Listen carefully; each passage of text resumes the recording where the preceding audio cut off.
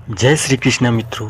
तो मित्रों, आज मैं आप सभी को बताने वाला हूँ कि भगवान श्री कृष्ण जी की द्वारिका नगरी आखिर समुद्र में क्यों डूब गई। आज हम देखते हैं कि जो द्वारिका नगरी है उसका थोड़ा सा हिस्सा गुजरात में स्थित है और उसका बाकी का हिस्सा समुद्र में विलीन हो चुका है। तो इसके पीछे की दो कहानी है, दो वजह है, तो उसको मैं आज आपको बताने वाला हूँ। तो पहली वजह यह है दोस्तों कि जब महाभारत का युद्ध हुआ था तो उसमें जो कौरव थे वो उनका पूरे तरीके से विनाश हो चुका था, उनका सभी का वध हो चुका था। इसलिए जो उनकी माता थी गांधारी बहुत ज़्यादा दुखी थी और क्रोध में भी थी।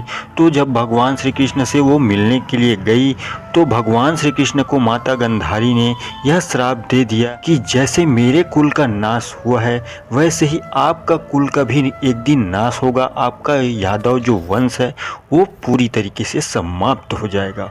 और उसके बाद में मैं बता दूं कि यहाँ पे एक कहानी और है कि यहाँ पे कहा जाता है कि भगवान श्री कृष्ण द्वारिका नगरी में थे उस समय जो उनके एक पुत्र थे जिनका नाम शाम था, वो बहुत ही शरारती तरीके से थे, मतलब बहुत शरारत करते थे अपने दोस्तों के साथ मिलकर।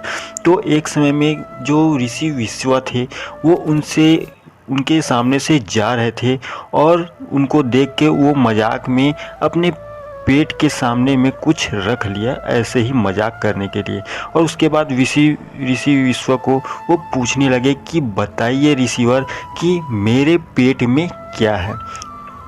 तो ऋषि विश्वा इस मजाक से क्रोधित हो गए और उन्होंने उनको श्राप दे दिया कि देखना तुम्हारे पेट से एक सलिया, लोहे का सलिया पैदा होगा और उसी की वजह से तुम्हारा जो यदुवंश है वो समाप्त होगा और ये द्वारिकापुरी नगरी पूरी तरीके से समाप्त हो जाएगी। ये दो कारण थे दोस्तों जिसके कारण कहा जाता है कि भगवान श्री कृष्ण की द्वारिका नगरी समुद्र में डूब गई और उनके जो वंश थे वो पूरी तरीके से समाप्त हो गए।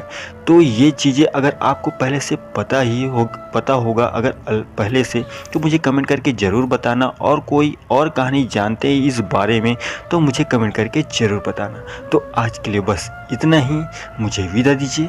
जय श्री कृष्ण दोस्तों।